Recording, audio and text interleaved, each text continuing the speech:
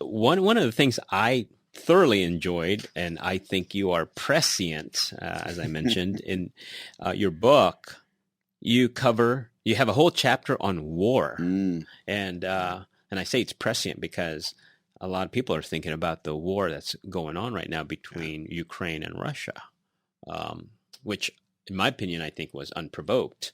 And I think many believe that too. In your chapter of war, you make the assumption that because in our fallen world, we're just going to try to kill each other, hate each other, we're going to invade each other's land. And yet that's actually not happening because we're not as bad as we can be. Again, the doctrine of total depravity is not saying that we are as bad as we can be. Right. We definitely are broken. And yet even in horrendous situations like a war, it's amazing that people come up with these rules to prevent atrocities. Like the Geneva Convention has rules against harming children and women and non-combatants, those kinds of things. And just war theory. Just war theory. Right. Going all the way back to Augustine, Aquinas. Why don't you expound on that? Well, it must break God's heart, Harry, to see his world in disarray and enveloped in war, and the very tools that were meant to be used for good. I mean, dynamite originally was for agriculture to break up hard soil, but you better believe that got co-opted in a heartbeat by the military and became one of the most profound killing mechanisms. That led two brothers, famous historians Ernst and Trevor Dupuy.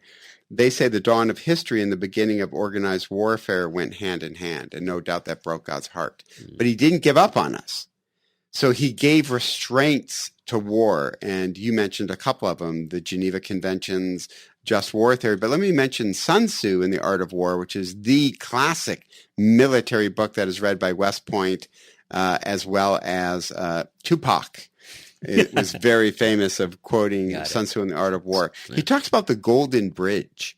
He says, when your enemy is all but defeated, give him a golden bridge by which he can surrender. Otherwise, you're going to wipe him out. And when they surrender, take those individuals, treat them kindly, and bring them into your community that possibly they become friends. He even protects land. He said, do not have a burnt land policy because we need to protect the earth.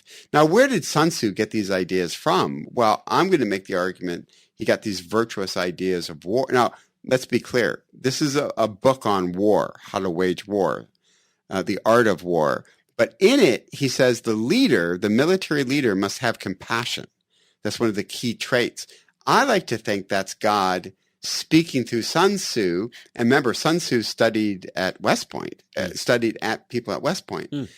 So he's having influence today, and God is speaking through him of how to have a just war, how to have a merciful war. Now, of course, we read in Isaiah that one day he is going to take all the weapons of war, and he's going to beat, remember, he's going to beat swords into plowshares, right?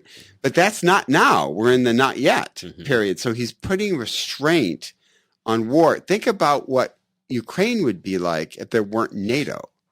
I mean, and Putin would run the table, no doubt. So there are restraining factors that are happening. Let me give you a really wild one. Yeah. Okay. So Adolf Hitler is perfecting the submarine.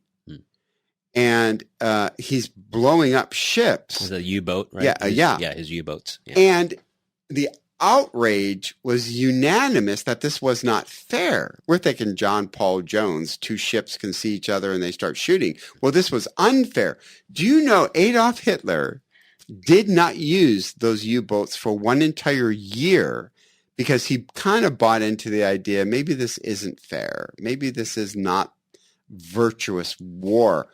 So that restraint for a year, I think that's God working. Remember, Paul says in Romans that even Gentiles, that their conscience affirms them or accuses them.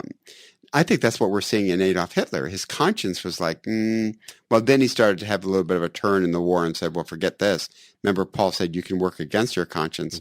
But the fact that God was restraining Hitler's use of those U-boats, to me, is utterly fascinating, and this is how God works. Yeah. He puts pressure on people. And no doubt with Putin, God's working in Putin's heart.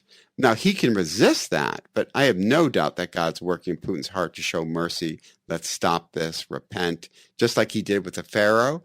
The Pharaoh can harden his heart, but God is working in the Pharaoh's heart as well.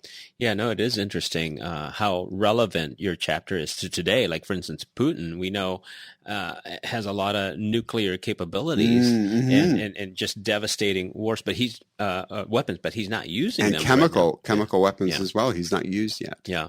And in fact, if we're listening to current events, it's interesting how our president said if Putin moves against the Ukrainians using chemical weapons, that the proper response is proportional to meet it that way. That's interesting, right? You would think, well, I thought war was just all out, bad things happen and do it all out, but apparently not, So in the book, I quote 99 Red Balloons, Yes. a classic anti-war song that I think it was a Rolling Stones concert.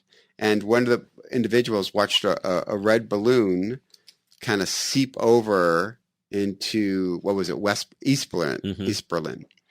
And he wondered, how would military people be looking at that on like a radar screen? And he wrote 99 Red Balloons, which is in this fictional world, they see the red balloon, but they think it's a fighter plane. And that's the beginning of World War III that destroys the whole human race.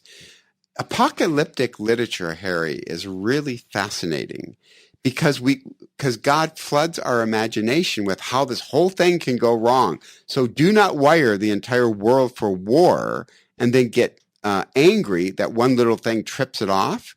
So I do think today in Ukraine, Putin understands what the doctrine of MAD is, mutually assured destruction.